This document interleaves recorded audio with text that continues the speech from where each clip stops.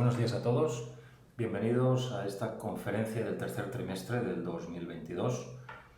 Menudo año, cómo está siendo de duro, de intenso en todos los sentidos.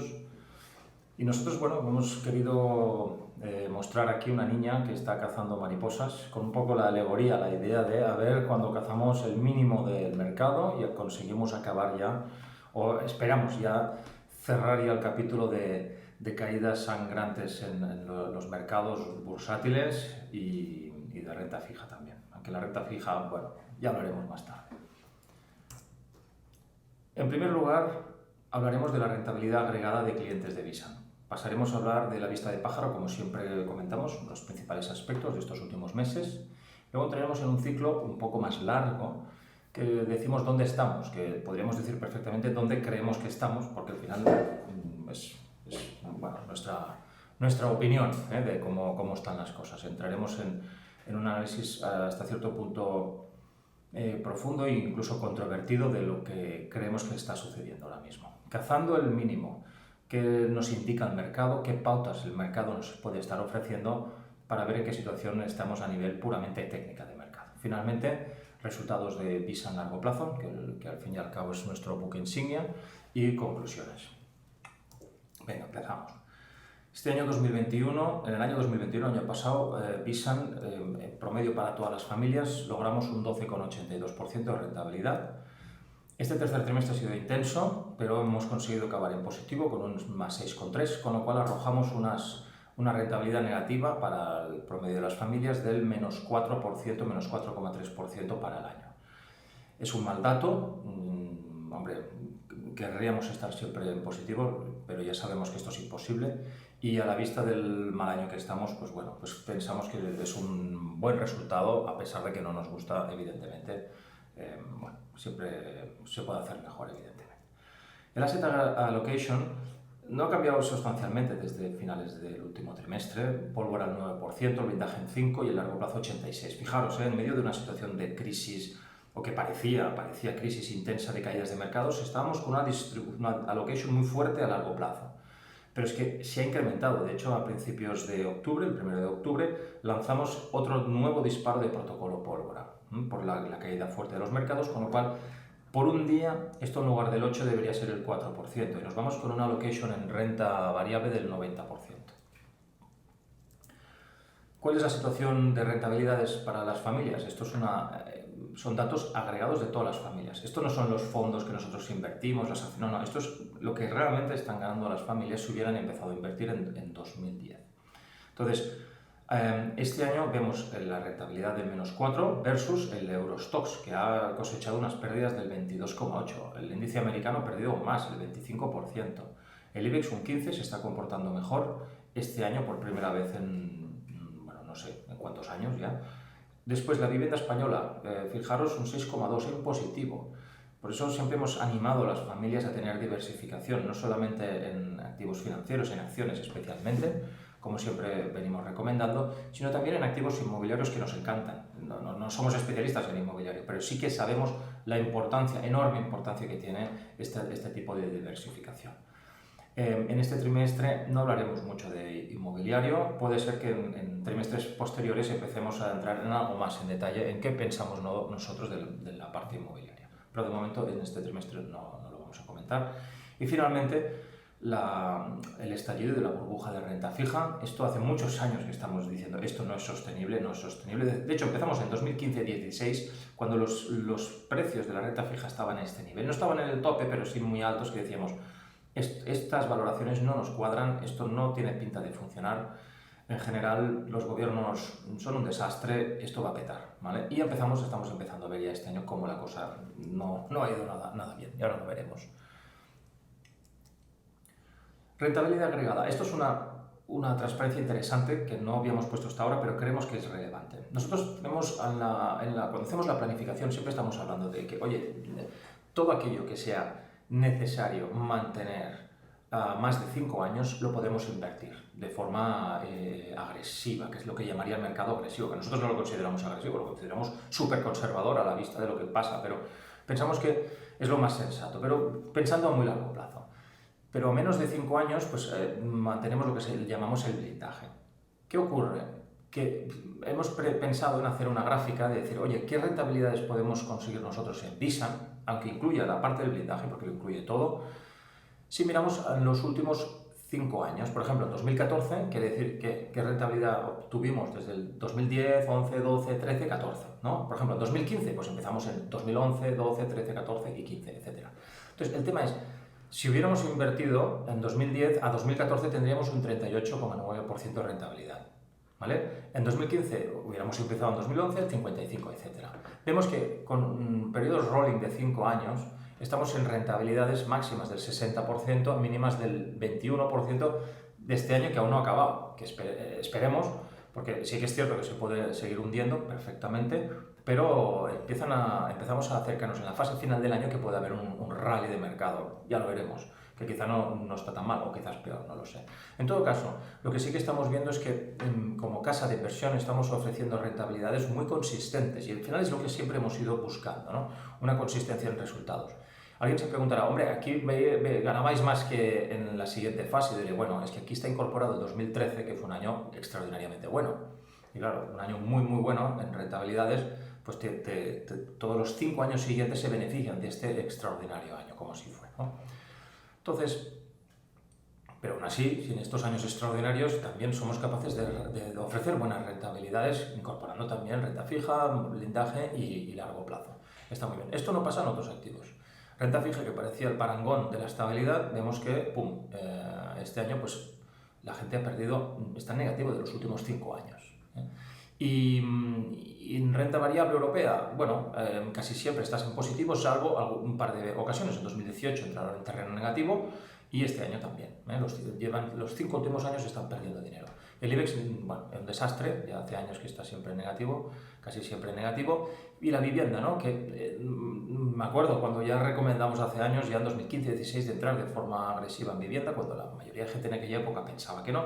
Pensábamos que era un gran activo diversificador, seguimos pensando lo mismo. Y fijaros, pues rolling 5 años, pues son buenas rentabilidades la parte de la vivienda en España. También me han hecho preguntas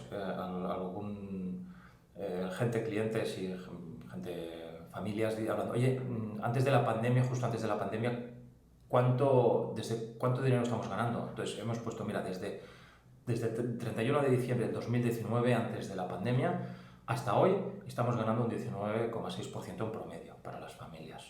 Justo un trimestre más tarde, desde el mínimo, 31 de marzo, pues llevamos un 49%.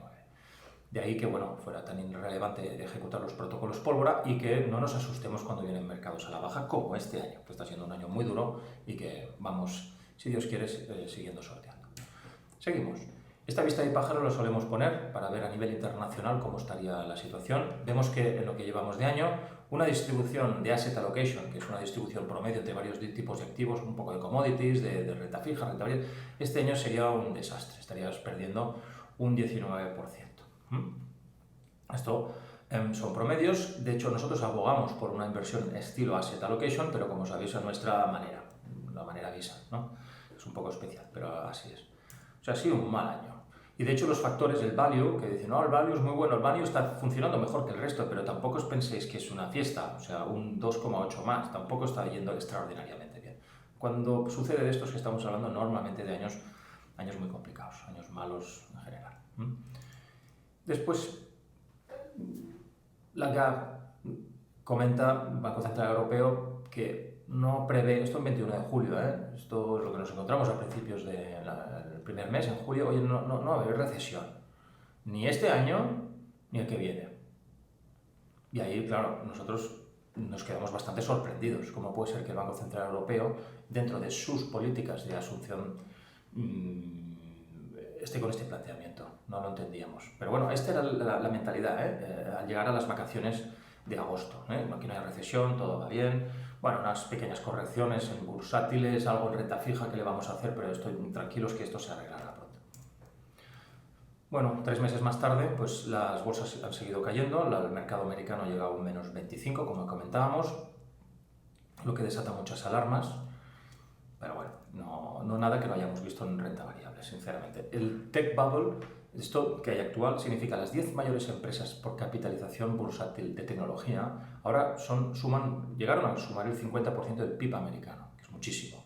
En la burbuja tech del año 2000, las 10 mayores empresas tecnológicas sumaron el 25%. Bueno, estas comparaciones las pongo a modo de ejemplo para que no todas las burbujas son iguales. Sí que se han inflado mucho los activos tecnológicos últimamente, pero nada tienen que ver las compañías tecnológicas de hoy con las de hace 20 años. Nada. Y aquí mismo también estaban algunos de los gordos que estaban entonces, pero es que no tienen nada que ver. Ahora estamos hablando de monstruos que generan muchísimo dinero. Con lo cual, no pensamos que las empresas tecnológicas de hoy en día, las más importantes, se vayan a volatilizar como pasó entonces, sino que pensamos que más bien, como entramos en un ciclo nuevo de tipos altos, de inflación, etc., estos entornos suelen destrozar bastante las valoraciones de este tipo de compañías. Las erosionan, las van erosionando, con lo cual habrá caídas, sí, pensamos que en breve pueden haber además alguna corrección importante en tecnológicas, sí, lo podemos ver, pero no estamos hablando de caídas del 50-60% en todas las grandes tecnológicas, vemos más bien caídas del 10, del 20, algo bueno, moderado, ¿vale? Pero que sí, que ¿se han llegado a hinchar los valores? Sí, pensamos que sí. Pero el problema verdaderamente no está en renta variable. Lo hemos dicho en incontables ocasiones, el problema está en la renta fija. Y en la renta fija es normal, cuando más de una generación de inversores se han acostumbrado a este tipo de droga, que es que tiene rentabilidades positivas prácticamente cada año. Y bueno, pues un mal año, pues durante el año pues puedes tener un menos 2% de caída, un mal año, menos 5%, pero acabas en positivo, alguna pérdida, pero poca cosa. Pues sinceramente, y durante más de una generación, claro, parece que esto no tenga final. Nosotros a partir de 2015-16 nos pusimos muy en guardia, no nos gustaba, pensamos que esto era harto peligroso. Después, ya desde el 2013, decidimos no invertir más en entidades financieras españolas porque veíamos que la adopción del quantitative easing por Estados Unidos y Europa no nos gustaba, pero la persistencia de los tipos de interés negativos, que no se hizo en Estados Unidos de forma muy inteligente, pero sí se hizo en Europa, destrozaría la economía como si lo ha hecho. Europa se ha mantenido anémica durante todos estos años y en particular a la banca. No nos ha gustado y hincharía muchísimo los activos de riesgo, sobre todo gubernamentales. Ahora está empezando a haber problemas muy serios. De hecho, las caídas que ha habido en renta fija este año, en porcentaje del PIB de los países, pues vemos como es la mayor la cuarta mayor de los últimos 300 años.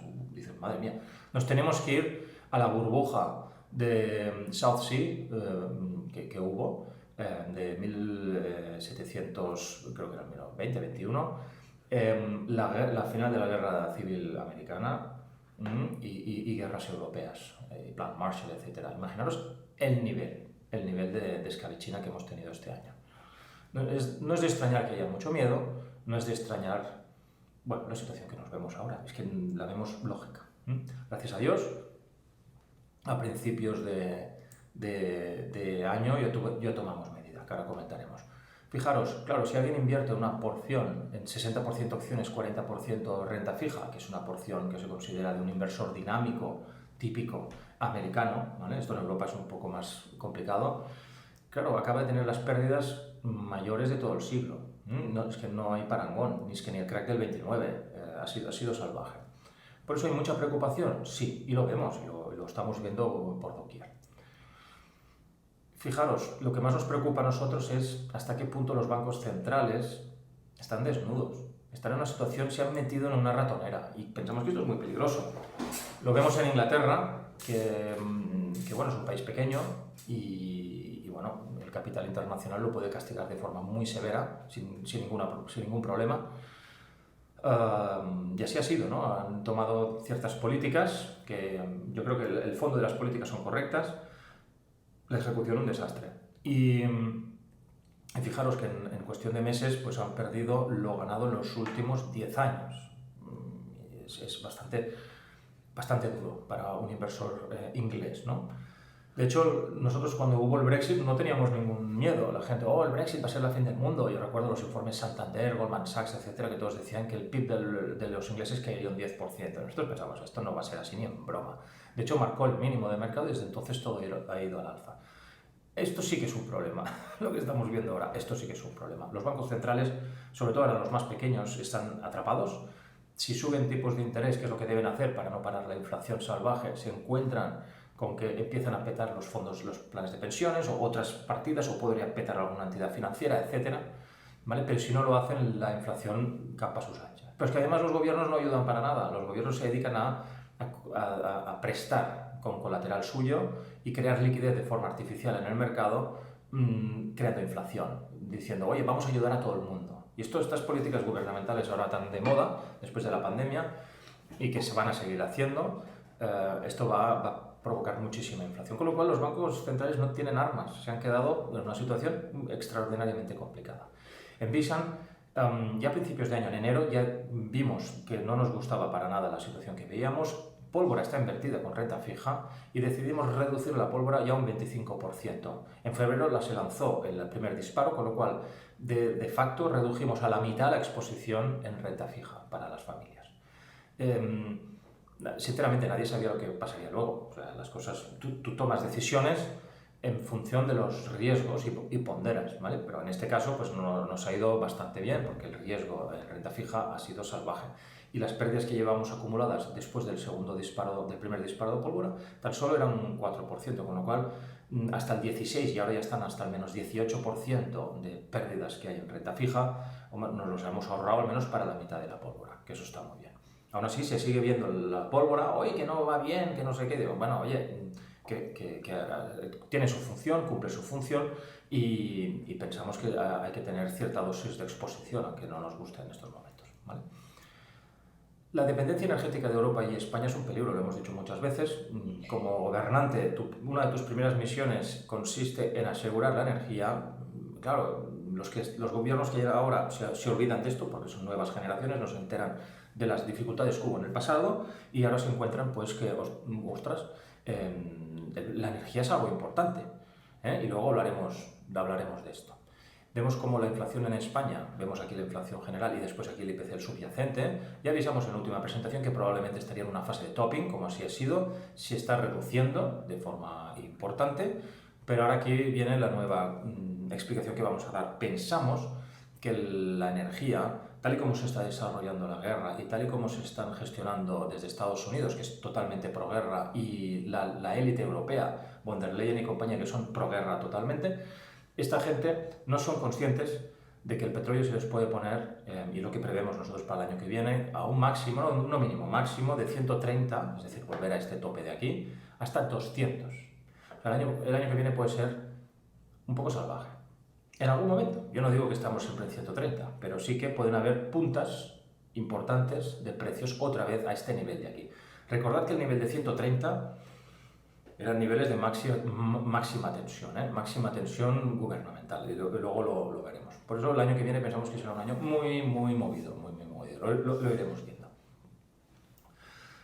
Esto es Europa, la inflación europea, que se ha ido desbocando. Hasta aquí seguían negando a Lagarde, diciendo no pasa nada, aquí no hay crisis ni historias y tampoco pasa nada. Bueno, son cosas que no acabamos de entender, las cifras son tozudas, ¿no? Esta es la parte americana. En Estados Unidos, gracias a Dios, esta gente sí que empezó a subir tipos de interés, de hecho lo han hecho de forma muy agresiva y por eso su tasa de inflación se ha empezado a controlar mucho antes. En Europa sigue desbocada y de hecho actualmente Alemania sigue desbocada la inflación y veremos a qué punto llega. Estamos entrando en invierno, empezará a hacer frío. De momento no ha hecho mucho frío, pero esperad, porque cuando viene el invierno y viene de golpe es intenso.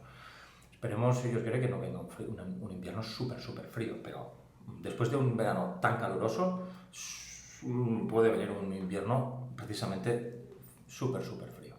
Esperemos que no.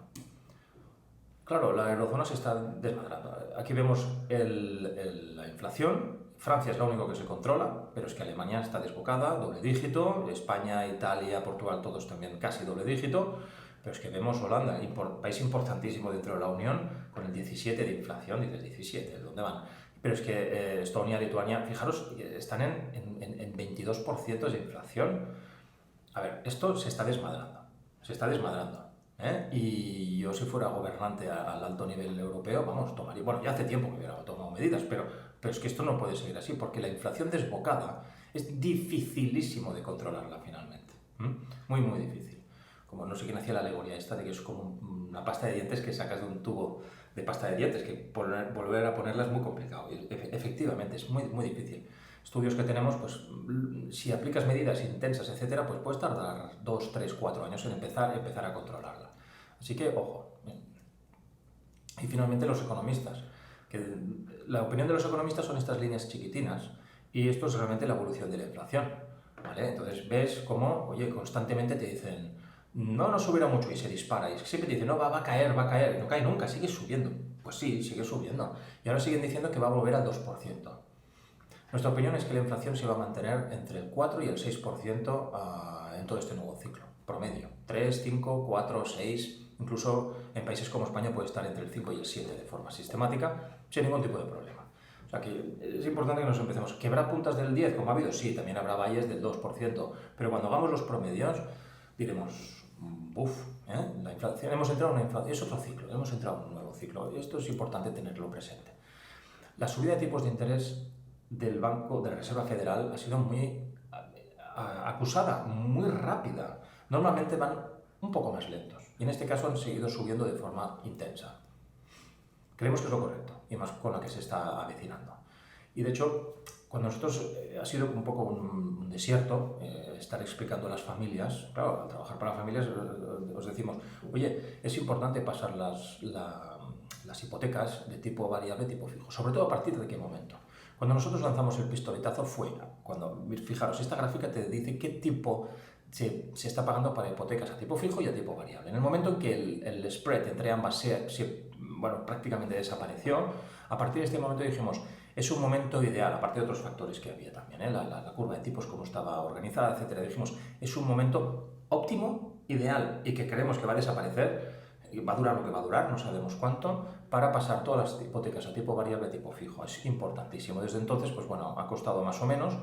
Se ha estado pagando en España pues, hipotecas a tipo fijo, un promedio todos estos años entre el 3 y el 2,70, son las promedias en España. Nosotros, a través nuestro, hemos podido hacer mejores precios, pero bueno, esto es el precio promedio. Pero fijaros la diferencia con la del tipo variable, muy importante, porque decíamos, en el momento, aprovechad, porque en el momento que empiece a subir, subirá de golpe. Es que, y la mayor crítica es, no, esto va a ir lento. Decimos, no va a ser lento, va a ser rápido, como así ha sido. Fijaros la subida intensa que ha habido. Gracias a Dios, vemos como las hipotecas a tipo fijo en España cada vez se han hecho más, ¿vale? Más y más y más. O sea, estamos contentos que al menos las propias instituciones bancarias yo creo que lo han hecho bien en este sentido de promocionar más la de tipo fijo. Eso ha sido un acierto. ¿Cuándo van a parar la subida de tipos? Históricamente, Estados Unidos, que es un poco quien marca la batuta, deja de subir los tipos de interés cuando la inflación está por debajo de sus tipos de interés a corto plazo. Ahora los tipos de interés están en el 3, este gráfico está un pelín desfasado, ¿vale? No contempla la última subida, pero del 3,25 es donde está Estados Unidos y la inflación está en el 8,2. Bueno, pues cuando baje uno por debajo del otro. O sea, que aún queda. Dicen que quizá puede parar antes. Sí, pararán antes solo si pasa al estilo inglés, que de repente pueden quebrar los fondos de pensiones ingleses y atrás se va todo el sistema financiero detrás, ¿vale?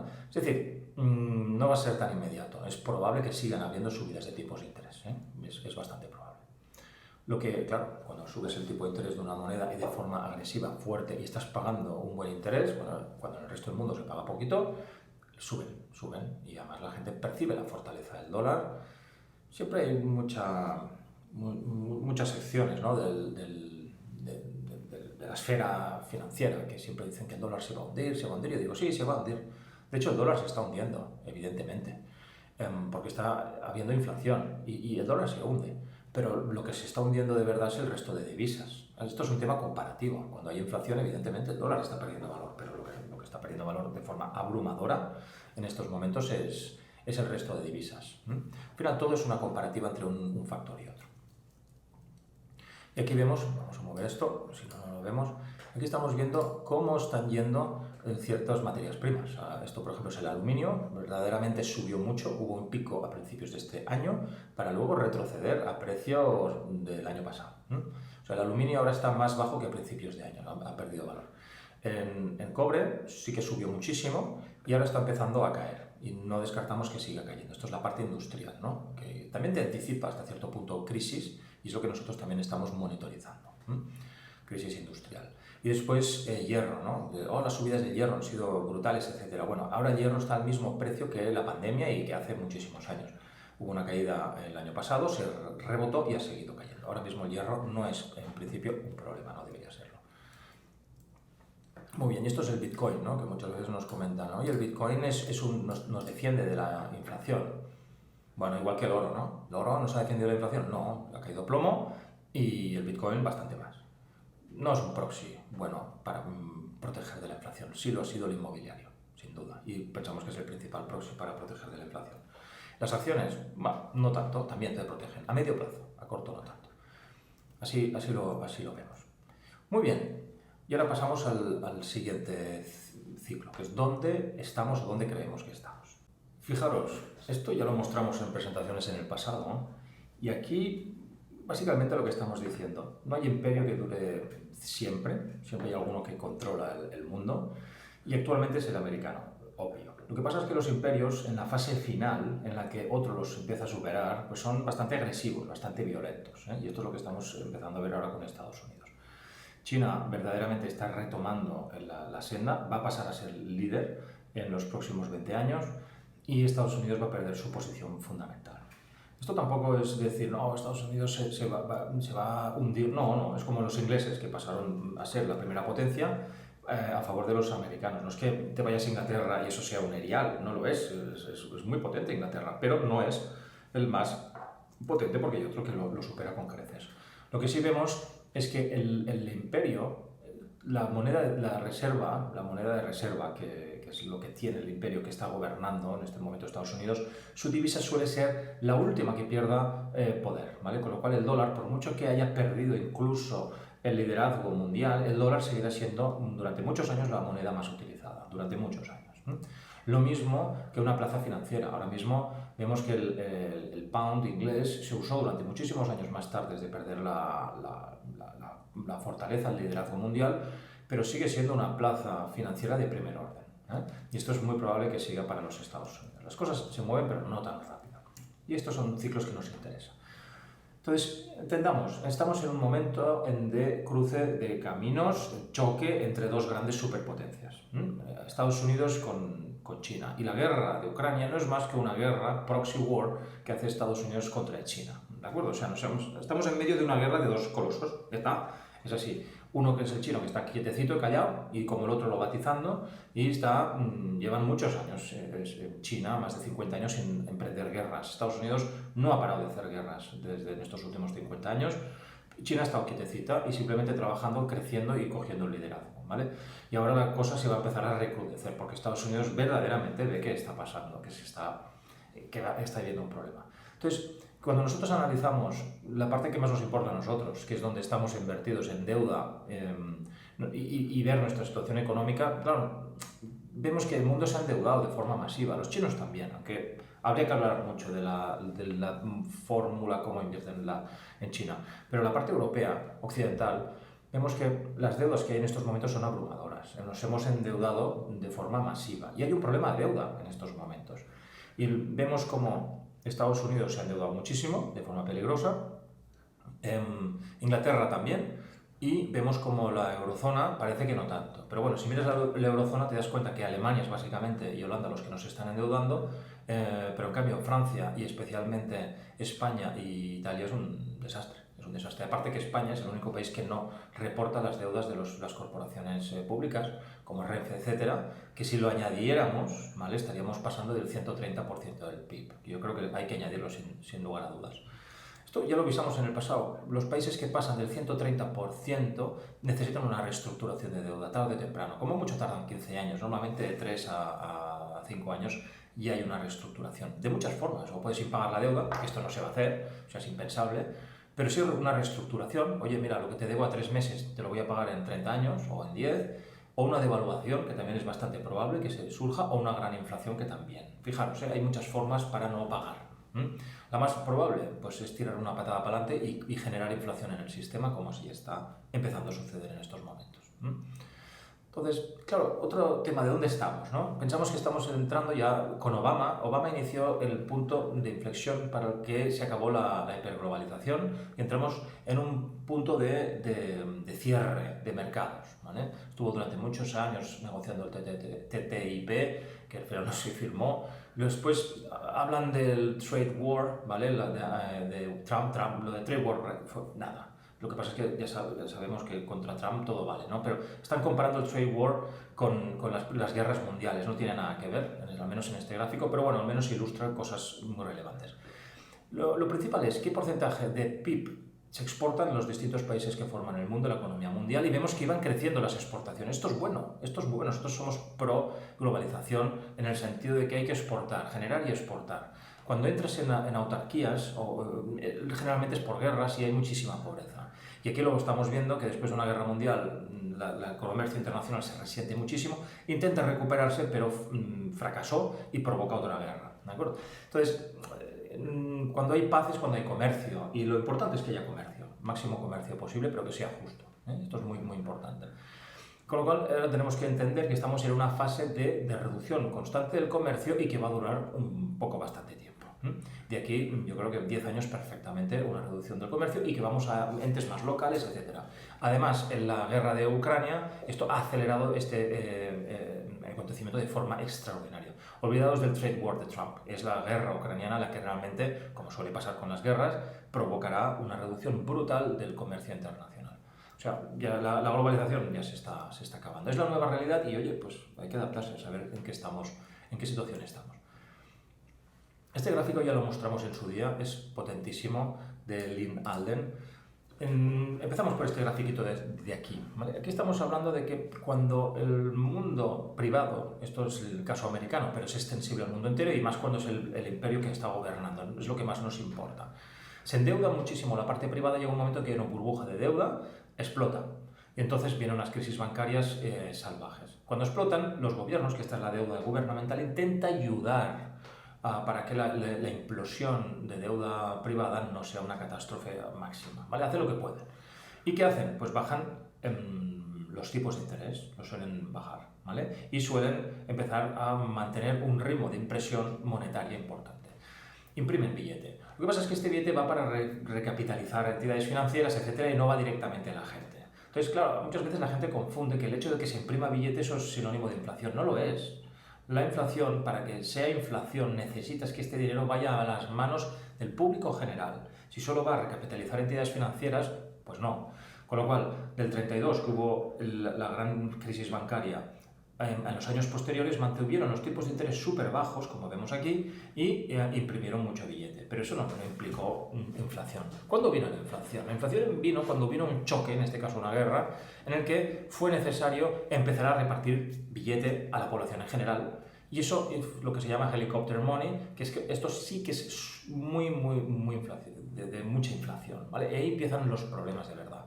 Y los gobiernos también incrementan sustancialmente su deuda. Siguen imprimiendo billete, pero además lo van repartiendo a la población en general. Esto es tremendo. Y esto sucedió en ese momento. Pero claro, necesitabas una crisis bancaria previa. ¿Qué pasó? En el año 2009 sucedió otra crisis, es Lehman Brothers, sucedió exactamente lo mismo, se empezó a desapalancar el sistema, los gobiernos se apalancaron para apoyar el desapalancamiento privado. Y luego ha pasado un acontecimiento, en este caso ha sido una pandemia que ha puesto patas arriba al sistema. Los tipos de interés los mantuvieron bajos, ¿vale? Ya empezaban a intentar salir de esta situación con subidas de interés tímidas de parte de Trump, pero la gestión de la pandemia, además pensamos que ha sido un desastre y es altamente de inflación, ¿no? Ya lo comentamos en abril del 2020, en medio de la pandemia, que había una gran inflación de cara a futuro por políticas gubernamentales y también por todo el sistema de lockdowns que ha producido unos choques de cadena de suministro brutales. Estos choques han destrozado la cadena de suministro y de hecho son proclives a que se reduzca el comercio internacional, que insistimos que la reducción del comercio internacional suele provocar guerras también, ¿vale? De todo tipo. Y de hecho en los próximos años habrá muchas guerras. ¿Qué consecuencias hay aquí? Y aquí esta gráfica es muy importante. Que hay momentos en los que cuando hay se entra en una situación de déficit fiscal muy fuerte como la que se está entrando ahora, sí que hay inflación. Entonces, pensamos que esto es un ciclo, esto no va a ser ahora mismo, ¿no? Han subido los precios de la energía, tranquilos, que os pagamos un 0,20 de cada litro que consumáis. Esto, que es repartir dinero a todo el mundo, va a producir más inflación. O sea, medidas como esta parece que ayudan a la gente, pero aún va a hacer que suban más los precios. Yo os lo digo, eso es más leña al fuego. Con lo cual, va a ser un desastre porque no funciona así, no funciona de esta forma. Pero los gobiernos da igual, tienen que hacerlo para dar respuesta, la presión de la gente es importante, etcétera, etcétera, y empezarán a repartir dinero de esta forma. Es un poco desastre, lo cual va a producir problemas muy importantes en las cuentas públicas de muchos países. Claro, el ciclo de deuda, esto es desde 1800, cada más o menos 30 años, no sé exacto, pero hay unas bajadas o subidas de tipos de interés. En este último momento el mínimo estaba en la crisis bancaria que hubo, lo que pasa es que la pandemia, pues bueno, nadie se esperaba una cosa así, ha puesto un poco patas arriba todo, pero ya estábamos en un ciclo de bottom, de mínimos de tipos de interés y que tenían que empezar a subir, tarde o temprano tenían que empezar a subir. Con la pandemia pues lo volvió a poner a mínimos para empezar a dispararse por varios de los motivos que hemos dicho y estamos entrando en un ciclo alcista de tipos de interés. Esto es relevante y esto es importante, ¿vale? Y fijaros, ¿en qué situación más estamos ahora? Esto es la valor en dólares de la bolsa mundial en trillones. Pues vemos, por eso nos gustan mucho las acciones, porque estamos hablando de un juego positivo. Cada año que pasa, las empresas ganan dinero y eso implica un mayor volumen, un mayor pastel para todos. No es un juego de suma cero, vas al casino y ahí, aparte de que tienes que pagar lo que se lleva el propio casino, el dinero que hay en la mesa es el que trae la gente, no se crea de la nada. En el mundo de la inversión, en acciones, no. Se genera riqueza. Por eso nos gusta. Entonces, ¿qué ocurre? Que este último año ha sido un año verdaderamente severo. Las inyecciones masivas de dinero han hinchado los activos de forma artificial. Esto, evidentemente, no tenía ningún sentido. Excesiva subida, lo mismo que este pico final, que fue excesivo. Pues, ¿qué viene después de un exceso? Pues la resaca, ¿no? Y ahora estamos en fase de resaca. En el mercado de acciones. En estos momentos, claro, ha habido una destrucción de unos 30 trillones de valor, que es muchísimo, ¿no? Y es una corrección muy relevante. Pero es que vemos, y esto es el mercado de bonos, lo que ha crecido también. Ha sido dramático el crecimiento y solo tenemos en este gráfico datos hasta el 2021. En 2022 la destrucción de riqueza ha vuelto más o menos a este nivel, unos 30 trillones también de destrucción en renta fija. Ha sido verdaderamente impresionante, muy grave y salvaje. Con lo cual aquí veis un poco la destrucción en trillones en una cartera que dices, ¿no? Yo invierto un poco que esta es la suma, ¿no? Sumamos las acciones y sumamos la renta fija y cuál es la destrucción de riqueza. Ha sido extraordinaria. Por eso decimos que este año es tan complicado. Ha sido muy duro. Pero pensamos que lo realmente duro ha sido la parte de renta fija, que ha cogido la mayoría de gente un poco fuera de traspié. Ya lo comentamos en otras ocasiones, pensamos que la renta fija va a dejar de ser un objeto de refugio para tener una correlación positiva. Este gráfico de correlación te dice que si está en positivo, quiere decir que cuando las acciones suben, la renta fija va en la misma dirección. Pero también si bajan, una correlación positiva en un mercado a la baja de acciones implica que la renta fija también baja y pierde valor. Con lo cual, no te protege como antiguamente. Antiguamente solo son periodos de 20 años. Históricamente la renta fija suele acompañar a la renta variable, históricamente. Suele tener una correlación positiva. Y pensamos que ahora mismo va a suceder lo mismo. Van a volver un periodo de correlaciones positivas.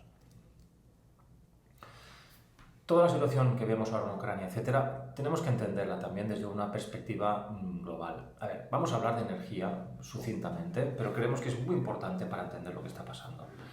Y en esto vamos a ser críticos con lo que hay encima de la mesa. Esto es el consumo de energía que vemos a nivel mundial. Vemos que en 1800 la tecnología pues era básicamente biomasa, o sea, madera.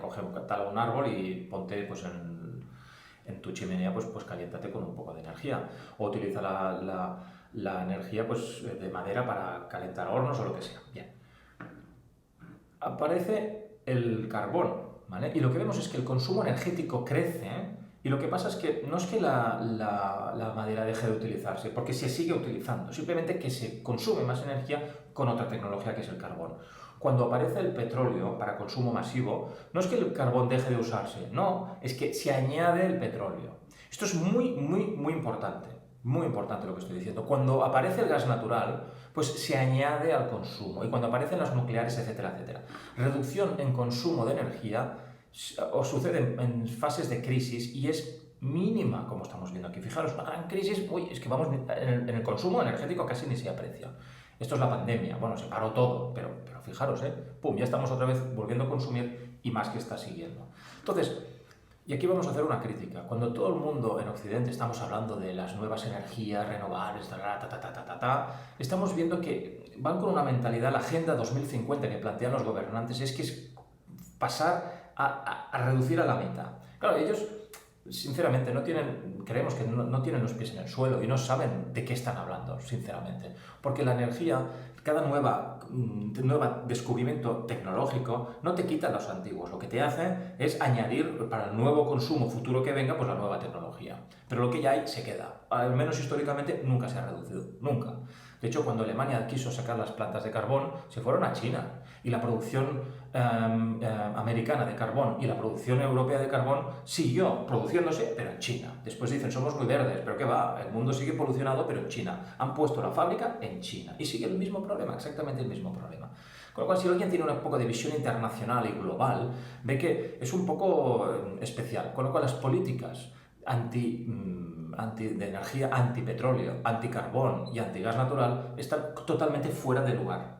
¿Por qué? Porque no vas a poder reducir este consumo, a no ser que quieran que volvamos a la edad de piedra, ¿de acuerdo? Lo que sí se puede ir a hacer es que el nuevo consumo que se venga en el futuro pues sea renovable, que eso está muy bien, pero es nuevo capital que se incorpora. Esto es una cosa muy relevante. Son utopías, utopías lo que estoy diciendo. Y en nuestro momento, en Europa, se va en esta dirección, que consideramos que es utópica, o sea, no toca de pies en el suelo. Y eso provocará muchos problemas, porque tarde o temprano va a haber un problema. Es como lo de las pensiones, ¿no? Es utópico pensar que se puede pagar lo que se paga hoy en día en pensiones. El sistema español es un sistema eminentemente, está en colapso, está totalmente quebrado, no hay un duro en la seguridad social. Es un esquema Ponzi, tradicionalmente de fraude. Bueno, y es una realidad que no sé, que se esconde, intentas que no sé qué, tarde o temprano se va a imponer, tarde o temprano caerá, no sabemos cuándo. Entonces, ¿qué ocurre? Viene la crisis de Ucrania y de repente los alemanes, que es la locomotora, es la parte más industrializada, la que más exporta de Europa, etcétera, pagan 40 euros megavatio hora en 2009. En 2020 pagan incluso menos, 2019 lo mismo, 2020 menos, y de repente hoy en día pagan 400 euros megavatio hora, 10 veces más, 15 desde el mínimo del 2020. Un país eminentemente industrial, de consumo muy fuerte de energía, ¿cómo va a poder producir lavadoras? O coches, o maquinaria, lo que sea, que es lo que más exporta Alemania. Tienen un problema gordísimo. Lo mismo le pasa a Francia, lo que nos pasa a toda Europa. Tenemos un problema enorme por una guerra que los políticos no han sabido calibrar hasta qué punto la energía es importantísima. Y como van con sus ideas, no, tranquilos, vamos a llenar España de placas solares y se va a arreglar el problema, yo os digo, no funciona así. Esto nos toca de pies al suelo. ¿Qué produce? Pues unos problemones espectaculares en estos momentos, ¿vale? Claro, luego viene Europa y dice, nos hemos metido en un fregado apoyando la guerra, pero ahora vamos a poner un tope en el gas natural. Esto lo que produce es aún más problemas, porque intervienes un mercado que tienes que dejar que se liberalice lo máximo posible para que entre el mayor capital posible y produzcan lo más barato posible. Tienes que dejar que se produzca y que se reduzcan los precios. Pero no, lo intervienen, con lo cual va a producir menos inversión privada y precios más caros al mismo tiempo. Es un desastre. O, por ejemplo, como vemos los belgas ahora mismo, que han cerrado una planta nuclear que producía el 10% de la energía de Bélgica por nuclear. ¿Vale? O sea, políticas verdes son muy peligrosas. Entonces, claro, vemos aquí activistas ecocomunistas destrozando el patrimonio artístico para protestar por el uso del petróleo. Pensamos, no sabéis cómo funciona el mundo. Viven en su burbuja mental, pero el mundo funciona por otra vía, tal y como lo conocemos. Y los cambios se pueden hacer, pero son muy lentos y tardan muchísimos años, muchísimos años. Y además Europa es muy permeable a esto. Por ejemplo, el centro del mundo no está en Estados Unidos. Y JP Morgan produce un informe que se llama Guide to the Markets, versión Estados Unidos. Esta versión, muy interesante, es Bueno, todo el mundo que se dedica al mundo de las finanzas es importante que se lea esto. Es uno de los referentes y nosotros hacemos muchas... ponemos en nuestras presentaciones siempre mucha información de lo que expone JP Morgan. Esta es la versión americana, la más importante, pero la europea, casualmente, hace una distinta. Como aquí todo el mundo habla de verde, hacen un apartado de ESG, ¿vale? Especial para todo el problema este, porque vende en Europa, vende. Europa se ha dejado convencer, desde mi punto de vista, de forma insensata de todo el tema energético, pensándose que esto se puede cambiar con fórmulas mágicas, 4 subvenciones, etcétera, y no funciona así. Desgraciadamente, con una guerra se ha puesto en patente hasta qué punto este tipo de políticas no son acertadas. Ya lo avisamos en la última presentación, que Europa está en medio, es un peón de una proxy war que tiene China con USA, recordemos esto, y que bueno, vamos a acabar pagando nosotros el pato, como así está pasando. Total, ¿cuál es la balanza comercial europea? Absolutamente desastrosa. O sea, tenemos que importar tanta energía para mantener la fábrica funcionando que literalmente nos estamos arruinando, literalmente. Sobre todo Alemania.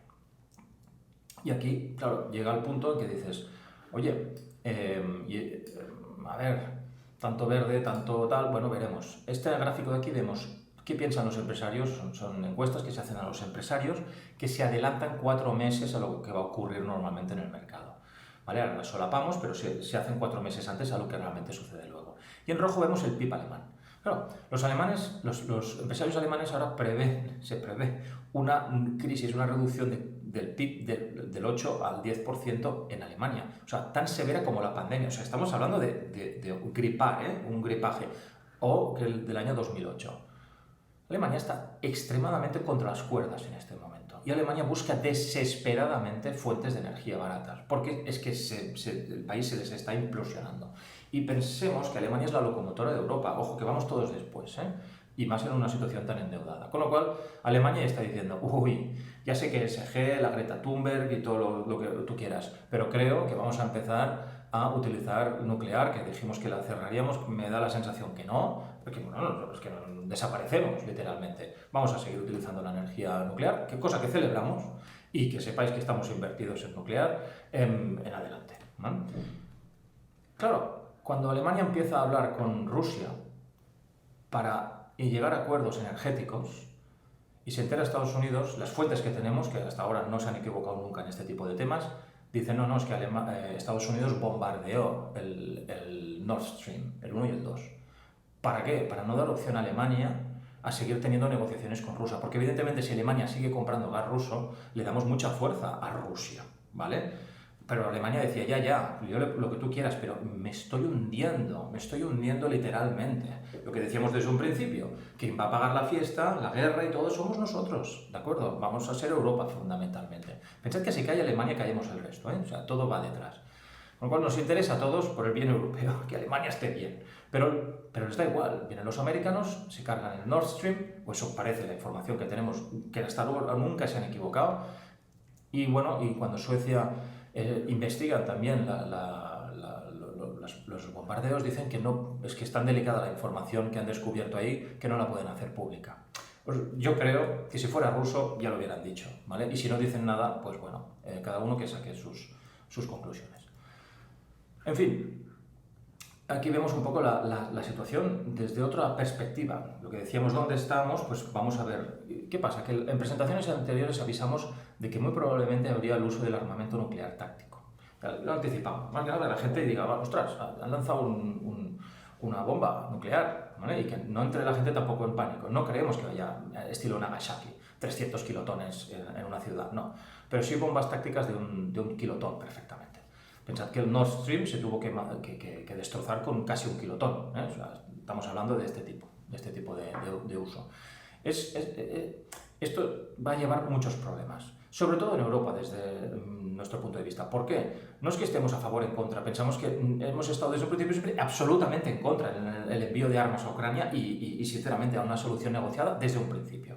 Nosotros no creemos en las guerras, ¿vale? Por eso tampoco invertimos en armas, en Visan, nunca. O sea, no queremos invertir en armamento, no queremos tampoco en pornografía, muchas historias. Ya hacemos ESG desde hace muchos años, pero sin necesidad de que se convierta en una herramienta de marketing y de venta, en fin, lo vemos, se ha pervertido bastante todo esto. Entonces, pero a lo que vamos. Ante una situación de guerra nuclear, lo que probablemente ocurra en Europa es una división profunda de los Estados miembros. Hay países que sí que son muy beligerantes, Suecia o Finlandia, ¿vale? Finlandia es un país que se formó hace relativamente poco. ¿Y lucharías por tu país? Sí, porque quieren estar separados de los rusos, por eso son agresivos contra los rusos. Y Ucrania igual, Polonia también. Pero te vas a Alemania y dicen, no, aquí nadie va a levantar un dedo. Pero es que lo mismo ocurre en España, en Francia, en Inglaterra, en el resto de países de la Unión. ¿Qué ocurre? Que si lanzan una bomba nuclear en Ucrania, la respuesta americana va a ser lánzales otro. Pero la respuesta europea, ¿cuál va a ser? Y es que esto está al lado de Europa, ¿eh? Ojo, está al ladito, al ladito. ¿Cuál va a ser la respuesta? Venga, guerra nuclear masiva. Nosotros lo dudamos. Es más, pase lo que pase, va a ser un follón para Europa. Pase lo que pase, porque va a haber una profunda división en el seno de la Unión Europea. Con lo cual, esta guerra lo que está produciendo es un avispero en la Unión Europea y de verdad creemos que la fuerza que se puede generar en estos momentos va a ser máxima y va a poner contra las cuerdas la tensión. Habrá partidarios de sí, de no, de seguir enviando armas hasta la destrucción final en Ucrania, bueno, mentalidad de autodestrucción, o hay gente que dirá, aboguemos por la paz, ¿vale? Para esta lucha, de los pro guerra, pro paz.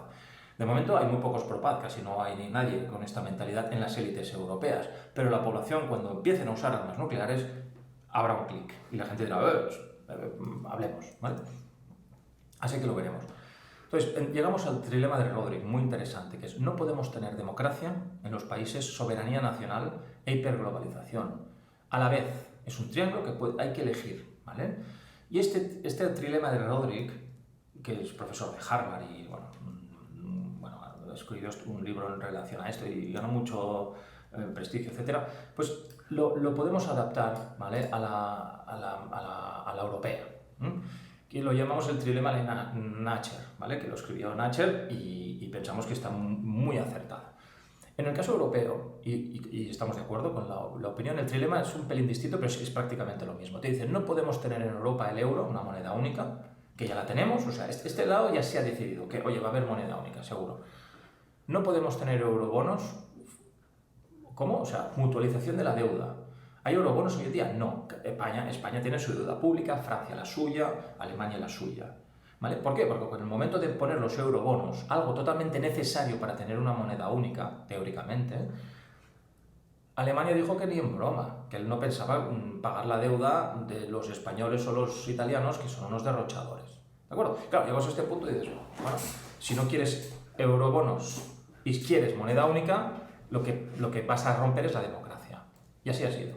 Cuando Grecia... Ahora hablaremos de Grecia. ¿Qué pasa? Que quien está pagando la fiesta te obliga a que, como no mutualizas la deuda, no está toda la deuda junta, ¿qué mecanismos hay de ayuda o de reparto de los diferenciales de comportamiento de los distintos gobiernos de la Unión? ¿Cómo lo haces? ¿Vale? Lo tienes que hacer con traspaso de divisa y de dinero. Y esto se hace a través del Target 2. Ya hemos hablado en muchas ocasiones del Target 2.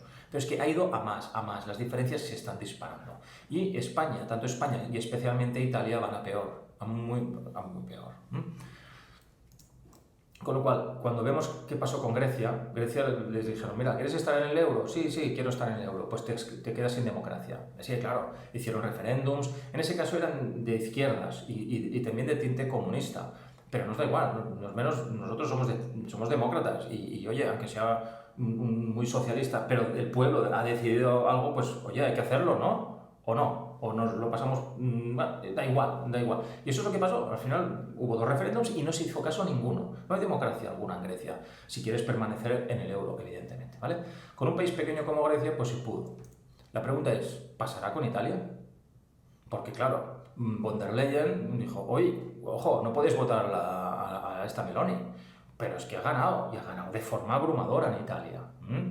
Y Giorgia Meloni va a decir, no, la soberanía nacional de Italia la vendo completamente, no importa lo que digan los italianos, haremos todo lo que diga la élite europea que hay que hacer, o sí.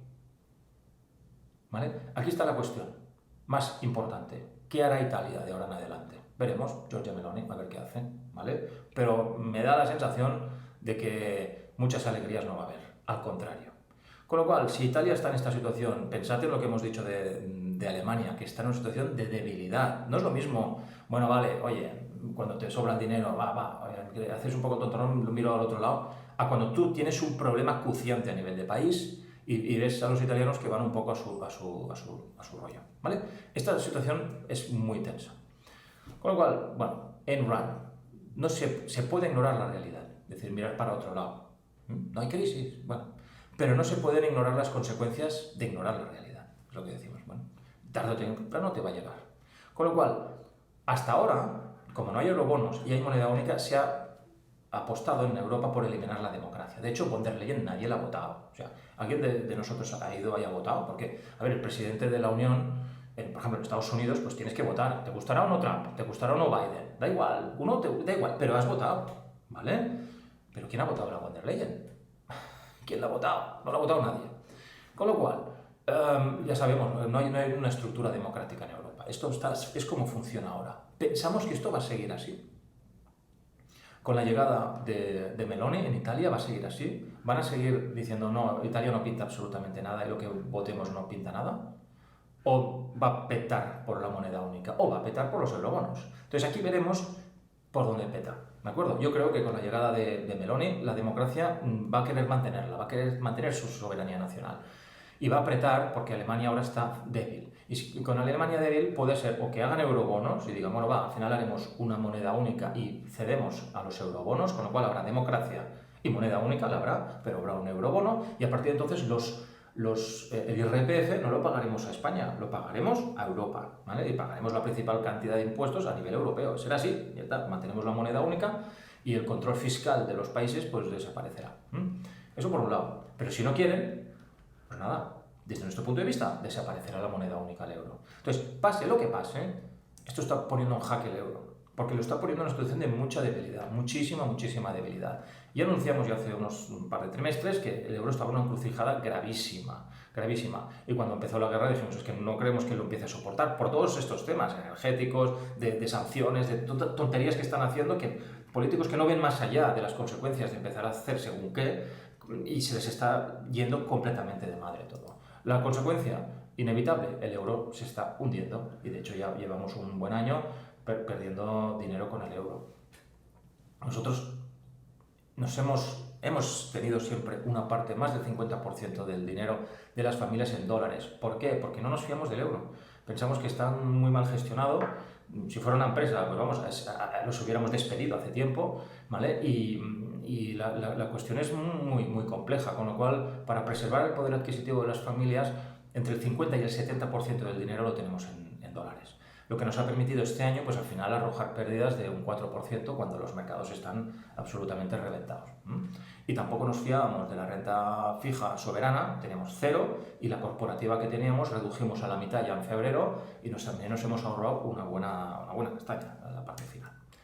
Muy bien, ya estamos acabando y vemos aquí cómo la situación actual de commodities estamos entrando en un super ciclo alcista. Y alcista de los importantes, ¿eh? Es muy probable que en los próximos 10 años, 15 años, veamos cómo los precios de todas las materias suben mucho.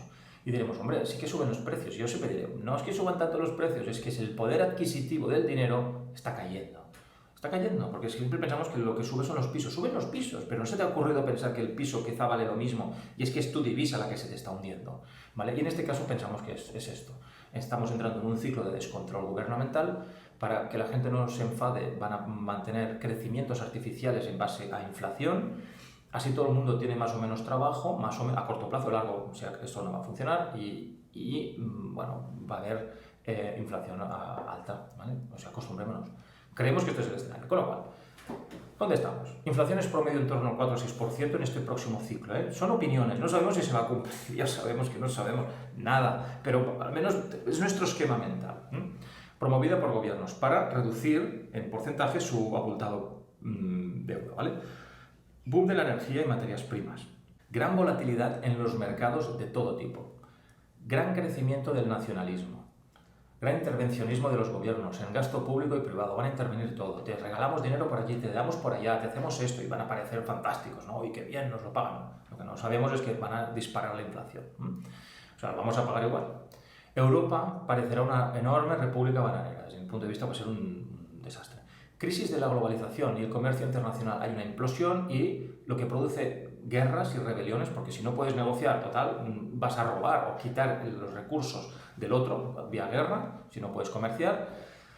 Represión financiera aguda, esto significa que los tipos de interés es posible que se mantengan por debajo de la inflación, expresamente para seguir financiando a los gobiernos. Una reindustrialización de Occidente, en plan, ¿y esto? China empieza a tener una enorme demanda interna, vemos que China ya tiene una clase media enorme, mayor que la que tiene en toda Europa, y de hecho va a seguir creciendo porque son muchos millones, con lo cual no va a necesitar tanto exportar. Y hace años que China no exporta tanto, pero cada vez menos, ¿no? Tienen un mercado interno enorme y que se va a recrudecer la lucha entre Estados Unidos y China. Además, pensamos que es posible que haya una muy probable rotura del euro, muy probable, ya veremos, pase lo que pase, seguirá la fragmentación nacional europea, no solo en zonas eslavas. Ya vimos Yugoslavia, Checoslovaquia, ahora estamos viendo Ucrania. Esto forma parte de la teoría de ciclos. La parte eslava está en clara descomposición. Pero esto creemos que también llegará a la zona más occidental, ¿de acuerdo? Fuertes controles de capitales, porque claro, si tu país tienes inflación y estás viendo que te estás devaluando la divisa, mucha gente va a querer sacar el dinero y se lo van a impedir. Uy, quiero salirme para invertir. No, oiga, tiene que invertir en el país, no puede sacar el dinero de aquí. Y esto empezaremos a verlo en Europa próximamente. A corto plazo, la economía funcionará, porque verás crecimientos. Y eso es su manera de intentar aligerar esta situación. Cuando el desempleo suba de forma crónica, pero esto al cabo de unos cuantos años, a niveles insostenibles, acabará el ciclo de inflación y entonces llegarán nuevos Thatcher o Reagan que dirán se acabó, demasiado descontrol gubernamental, gasto público, inflación masiva, etcétera, etcétera, y entraremos en una nueva oleada de liberalismo económico y otra vez de globalización. ¿De acuerdo? Todos son ciclos, para un lado y para otro. Pues estamos yendo para el otro, desgraciadamente. La renta fija se correlaciona en positivo con la renta variable, lo hemos visto antes, y no va a cubrir la inflación. Vamos a estar siempre por detrás. ¿Nos interesa como vehículo a largo plazo? Poquito, solo cuando hay ciertos cambios en las curvas que podemos aprovechar. Y los inversores en renta fija, curiosamente, al ver un poco el descalabro, salgan de renta fija e inviertan en algún otro sitio, probablemente en renta variable, en metales preciosos y en inmobiliario. Por eso en este ciclo no vemos caídas abultadísimas en inmobiliario y caídas abultadísimas en renta variable, una caída del 30% del crack, del 90% del crack del 27%. No, es que no estamos en este ciclo, no estamos hablando de lo mismo. Estamos en un periodo de inflación, no de deflación. Con lo cual, la situación actual puede producir una nueva caída bursátil, sí, pero no va a ser una caída muy fuerte. No, al menos por la teoría de ciclos te dice que no. ¿Vale? Y muchos movimientos políticos en Europa. Muy bien. Hemos empezado con la foto de portada de una niña cazando mariposas. Pues aquí estamos intentando ver cuándo cazamos el mínimo del mercado. No sabemos cuándo, pero a ver cuándo se acaba esto. Cuándo el ciclo de caídas bursátiles llega a su fin y podemos empezar a hablar de crecimiento otra vez. ¿Vale? Esto es lo que nos estamos teniendo más encima de la mesa en estos momentos. A ver, que entramos en recesión parece confirmado ya. Recordemos Lagarde, que no hay recesión. Bueno, hay. Y todo parece confirmarlo en este sentido. En Alemania lo vemos clarísimo y esto estamos hablando de Estados Unidos. Es importante ver que las bolsas crecen en función de los beneficios de las empresas. Y en la línea negra, ¿vale?, vemos la evolución de los beneficios empresariales en Estados Unidos. La gente dice, ¿cómo es que Estados Unidos ha crecido tanto la bolsa? Hombre, pues que es que han ganado mucho dinero. Están generando mucho dinero. Fijaros, los beneficios empresariales. Y en verde vemos la evolución de la bolsa. Y esta subida sorprendió a mucha gente, porque, ostras, ¿cómo puede ser que ganen tanto? Bueno, es que están ganando tanto. En Europa ha sido otra historia. ¿Pero por qué? Porque la gestión, desde nuestro punto de vista, desastrosa del uso de tipos de interés negativos en la banca y toda la gestión del euro ha destrozado literalmente a las economías española, portuguesa e italiana, que es una parte muy importante de la Unión Europea, no la alemana, ¿vale? Que la alemana ha tenido un comportamiento muy similar a la americana y lo que podría haber sido una buena gestión española e italiana, pues bueno, básicamente se ha destrozado al mantenernos dentro del euro. Somos muy críticos con todo esto y este valle que vemos aquí, pues bueno, es una década perdida básicamente. Ahora se está acabando y creemos que ahora Europa sí que va a volver a retomar su senda positiva de crecimiento, bueno, y acompañada de, de muchas historias, como hemos ido comentando, ¿eh? Entonces, interesante, ¿cómo se comporta esto en el mercado americano un ciclo de recesión o no recesión? Si entramos en recesión, que parece que es lo más probable, el pico de caída se produce normalmente entre los 12 y 21 meses. Ya llevamos 9 meses, deberíamos estar más o menos por aquí, y podría ser que siguiera cayendo un poco más. Entonces, con lo cual nosotros estamos ante la situación de decir, ¿el mínimo ha llegado? No lo sabemos, pensamos que no. Pensamos que puede haber una cierta corrección extra. De serla, no sería excesiva. De hecho, si hubiera alguna pequeña corrección ahora, puede ser que haya un rebote de los mercados de aquí a fin de año, puede ser. Dependerá mucho también de las animaladas que pasen en el seno de la guerra, ¿vale? Que no empiecen a lanzar bombas e historias, etc. Hay muchísimos factores, pero desde un punto de vista cíclico entramos en una fase positiva, pero desde un punto de vista de recesión, no, ¿vale? ¿Qué ganará? Probablemente la parte de recesión, que es la más relevante, y bueno, pues cada ciclo, las cosas son los ciclos y la otra es lo que realmente ocurre, que es lo que tiene más tensión a corto plazo. Desde un punto de vista de año anual, aquí vemos de enero hasta diciembre, es el promedio de muchísimos años. ¿Cuáles son las posibilidades? Estamos entrando en esta fase en que se produce un mínimo a finales de octubre para entonces empezar a subir. Esto es lo que dice la teoría de ciclos. Bueno, veremos. Además, desde un punto de vista de elecciones, vemos que el segundo año de la elección presidencial, con Biden presentándose, bueno, no se presenta, pero se presentan los demócratas en el Congreso, en el House, ahí tienen bastantes problemas para ganar. Y como siempre suele ocurrir, hay mucha tensión antes de las midterms, las elecciones. Pero una vez se acaban las midterms, que son a principios de noviembre, suele haber un rebote, y de hecho el rebote es el más importante que suele haber, ¿vale? Veremos, o sea, digamos que desde un punto de vista cíclico ahora debería haber una subida, pero como hay recesión, pensamos que la recesión va a marcar el pulso. Veremos, es una lucha, ¿eh? También vemos cómo se sale de las recesiones a nivel bursátil de 4 o 6 meses antes. Curiosamente, las bolsas empiezan a subir y la gente sigue estando en paro, las empresas quebrando, y es como incomprensible. ¿Cómo puede ser que la bolsa esté subiendo y subiendo tanto, porque sube con mucha fuerza al principio, cuando todo sigue hecho un desastre y aún quedan 6 meses de más crisis, más quiebras, etc.? Esto funciona así, y funciona así desde hace muchísimos años. La bolsa, como es un aparato de expectativas, estamos hablando siempre de expectativas de futuro, y suele acertar bastante bien, pues anticipa estos acontecimientos, ¿de acuerdo? Por eso, no descartamos, si hay una recesión, las recesiones suelen ser cortas, relativamente cortas. Si Estados Unidos entra ya en recesión, pues quizá a finales del año que viene, al tercer trimestre del año que viene ya está saliendo, con lo cual podría ser muy bien que hubiera el mínimo definitivo se produjera en este primer trimestre del 2023 o en el segundo, perfectamente, ¿no? En el primero o el segundo, en la primera mitad del año que viene, a juzgar, porque parece que hay una recesión. Con lo cual, la situación actual es que podemos seguir cayendo. No descartamos para nada un rally de fin de año para luego el año que viene volver a caer, pensándonos que no, ya se ha acabado, pues ¡bumba! Otra bofetada, y luego ya definitivamente entrar en el mínimo. No lo sabemos, ¿eh? El mundo dirá, pero bueno, os mostramos opciones. Como esta crisis, la principal factor ha sido la inflación, esta crisis tiene ciertas similitudes a nivel bursátil a la del 74, aunque hubo también unas tensiones inflacionistas muy fuertes, y vemos como cuando sube la inflación, pues puede ser que las acciones caigan en barrena. Y normalmente la formación del mínimo se produce en el pico de inflación, y cuando se suaviza se calma. El exponente más fuerte, fijaros, fue en el 74, la inflación se disparó, se desbocó, se empezó a controlar, y desde entonces el mercado de acciones se quedó tan tocado que cuando volvió a subir la inflación no se inmutó demasiado, ¿vale? Ya estaba muy fastidiado. De hecho, se empezó a recomponer, hubo el último pico de inflación, empezó a caer y el mercado, ¡boom!, empezó a subir de forma importante. Con lo cual, veamos, la situación es complicada, ¿eh? O sea, no estamos en una situación sencilla para nada. Y para finalizar, entramos ya en lo que es el Visa en largo plazo, que es el buque insignia.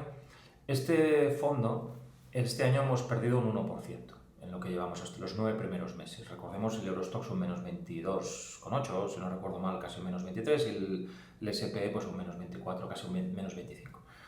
Entonces, claro, dijimos que teníamos un factor investing tradicional y un factor investing dinámico. Os tengo que decir que la situación al entrar en agosto se complicó de forma extraordinaria. Nuestros datos empezaban a salir en plan, madre mía, que lo que se nos está empezando a venir encima. Y entonces tomamos la resolución de ponernos en cash. Ya está dentro del mandato de decir, no, es que tenemos la flexibilidad, esa es la ventaja, la enorme ventaja que tenemos a través de este fondo, de tener la velocidad y la agilidad para movernos. Y lo que hicimos fue aprovechar la subida que hubo hasta agosto, y en el top de agosto nos lo acabamos de vender todo lo que hay en Factor Investing dinámico, pasamos a cero de inversión. Y también fue tan bestia el riesgo que estaba encima de la mesa que incluso también redujimos el Factor Investing tradicional. El mínimo es el 30, pero lo redujimos al 20, porque los riesgos se amontonaron de forma masiva. Fue una decisión muy complicada, pero los riesgos eran excesivos. Entonces, ¿qué ocurre? Que nosotros nos gusta, cuando tenemos que invertir es un juego de probabilidades. Nos gusta, si invertimos una de cada dos, nos sale mal, es así, o sea, esta es la estadística que tenemos. Pero si nos sale mal, la pérdida tiene que ser relativamente pequeña, ¿vale? Y si sale bien, hay que ganar mucho dinero.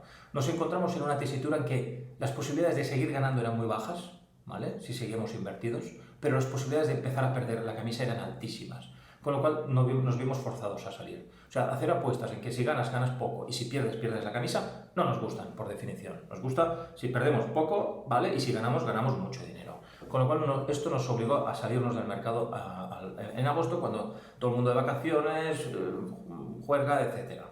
Fue complicado. La composición de los factores, de los sectores ha cambiado muchísimo. Empezamos el año con energía y materias primas y después con ocio y transportes. Parecía que ocio, turismo y transportes, aviación, irían muy bien después de la pandemia. No ha sido así, o sea, para que veáis, una de cada dos no nos sale bien. Pasamos rápidamente a la mitad de año todo el tema tecnológico. Vimos que el tema tecnológico, a la vista de lo que estaba sucediendo, estaba aguantando extremadamente bien todos los avatares y que podía ser tener un empuje enorme. Y ahí es cuando ya en julio vimos, que esto no va así. Y entonces salimos del mercado y ahora en 30 de septiembre la parte de Factor Investing Dinámica está invertida solamente en energía y en materias primas. Ya está, no tenemos ninguna otra exposición. La previsión de exposiciones en el futuro básicamente sigue en este estilo. Y veremos. No descartamos incorporar otros sectores, evidentemente, y esto lo iremos viendo con el tiempo.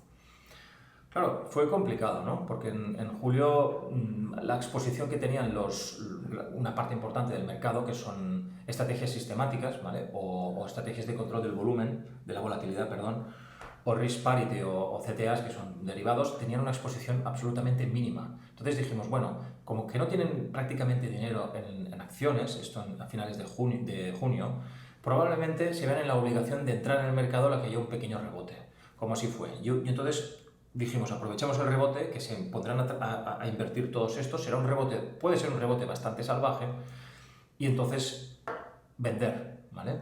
A la vista de que viene una crisis importante. La exposición que había por entonces de los gestores también de fondos de inversión era la más mínima en muchísimo tiempo. Estamos hablando de exposiciones mínimas, ¿vale? Nos interesaba salirnos.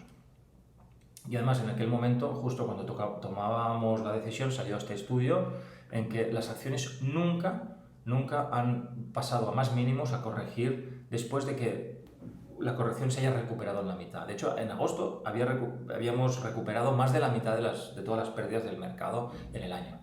Entonces te sacan estos estudios diciendo, no, es que nunca ha pasado antes. Nosotros, es un momento así intenso, a ver qué hacemos. Es que no hay nada cierto, no hay nada, o sea, al final uno tiene que tomar una decisión. ¿Y qué hacemos? ¿Vamos o no vamos?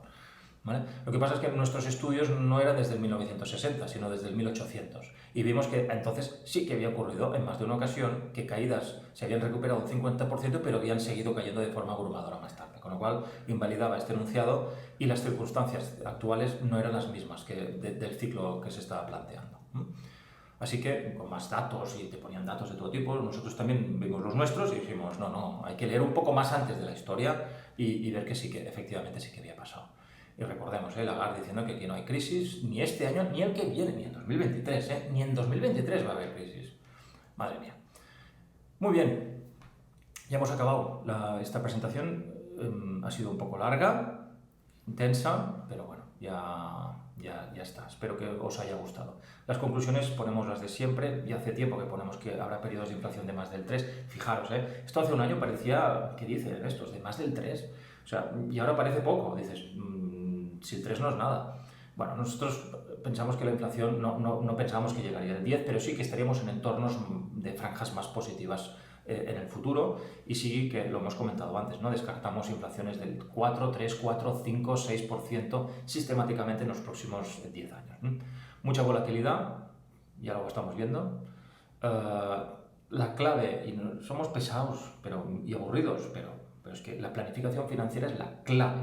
Y hemos visto la relevancia tan importante del blindaje, seguir una política de blindaje a 5 años y poder manejar el dinero que está invertido a más largo plazo de forma que no tengas periodos de más de 5 años con pérdidas de dinero. ¿De acuerdo? Que hasta la fecha, gracias a Dios, en estos últimos casi 13 años lo hemos podido cumplir.